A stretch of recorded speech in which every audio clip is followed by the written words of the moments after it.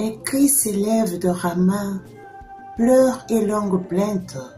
C'est Rachel qui pleure ses enfants et ne veut pas être consolée car innocents.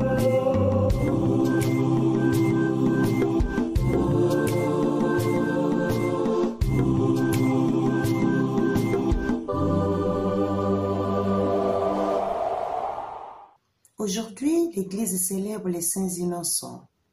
La figure d'Hérode est mise en exergue à cause de sa colère, sa jalousie, sa soif de pouvoir et de dominer.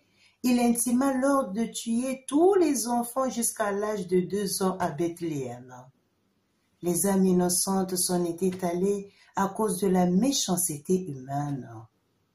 Blessés, choqués, ancrés dans la douleur qui touche l'âme, les lamentations et des pleurs se font entendre. Elles viennent de Rachel et elle ne veut pas qu'on la console parce que ces petites âmes innocentes sans défense ni voix n'y sont plus. Notre société du jour au jour est remplie de la présence remarquable d'Hérode, homme au cœur dur et sadique, qui, même aujourd'hui, massacre, fait couler du sang, expression de non-respect des droits humains et de la dignité de la personne humaine. Hérode est en œuvre à travers certains gouvernements des dictateurs, des assoiffés du pouvoir, qui par leur agir occasionnent des guerres dans beaucoup de pays du monde. Et pendant ce temps, les personnes exposées aux conséquences néfastes de ces tourbillons d'événements sont entre autres celles qui, depuis les temps immémoriaux, sont classées au nombre des personnes faibles. Nous nommons ici les enfants. Parce qu'ils sont fragiles et innocents, ils sont facilement exploités et manipulés.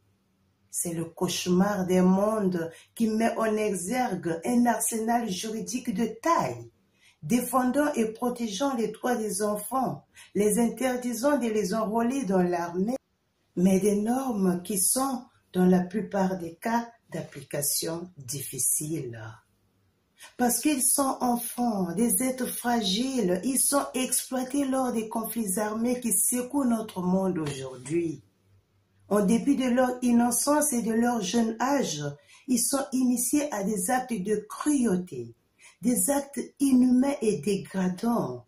Ils tuent et on les tue. Ils massacrent et on les massacre.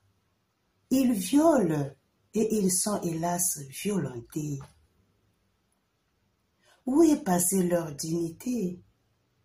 Qu'en est-il des droits promus dans la Convention relative aux droits de l'enfant et beaucoup d'autres textes juridiques? Comme jadis Rachel, les femmes de droit aujourd'hui se lamentent, pleurent et crient au respect des droits des enfants. Ces dernières accepteront-elles d'être consolées tant que ces droits restent de simples et belles paroles écrites et sont bafoués du jour au lendemain? Le cœur de Rachel saigne. Les cœurs des femmes aujourd'hui saignent. Elles refusent d'être consolées aussi longtemps que les enfants continueront d'être victimes de la méchanceté des adultes. Les cœurs saignent au vu de ces milliers d'enfants qui meurent dans tous ces pays en guerre. Dans un passé récent, en effet, le monde a enregistré beaucoup de scénarios de tant de corps sans vie d'immigrés. Savons-nous combien d'enfants sont victimes? Combien d'enfants ont vu leurs parents se noyer? Ils ont perdu des êtres chers. Avons-nous déjà évalué un seul instant les séquelles que ces moments tragiques laissent dans leur tranche vitale? Le traumatisme moral, psychologique et physique qui en résulte. Mais il n'y a pas que leurs parents qui sont morts. Eux aussi sont nombreux à mourir en traversant ces déserts de la misère pour chercher une vie meilleure. Ils sont morts et meurent encore. Comment ne pas se lamenter et pleurer?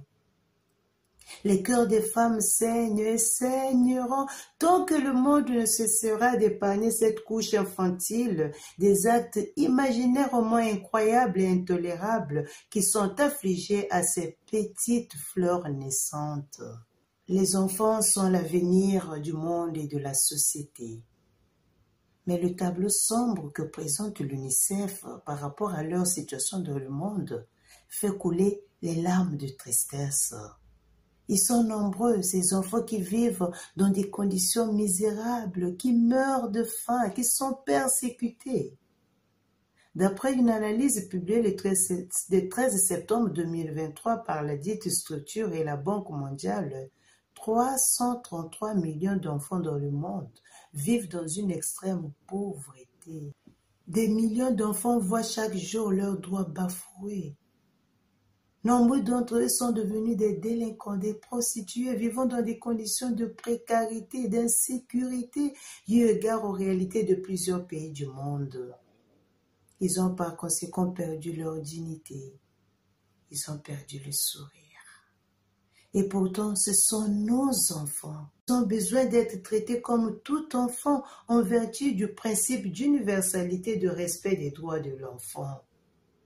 Aujourd'hui, face à un monde indifférent et sourd aux cris de l'humanité qui cherche la justice, et devant ce tourbillon qui submerge ces roses naissantes, la jadis voix de Rachel, mêlée à celle de toutes les femmes, se font entendre.